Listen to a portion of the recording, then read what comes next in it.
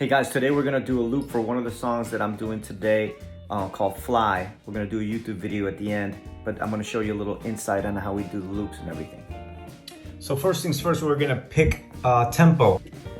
So we're also gonna use the Pod HD 500X by Line 6 on an octave pedal, and we're gonna mute the main signal so we get a nice kick sound.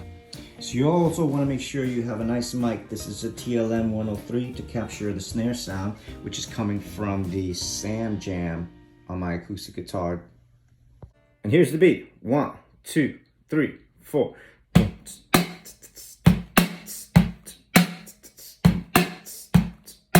So after doing a little editing, making sure everything's on time, here's the snare drum by itself.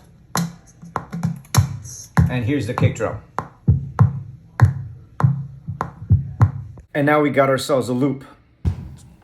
Stay tuned for the next episode.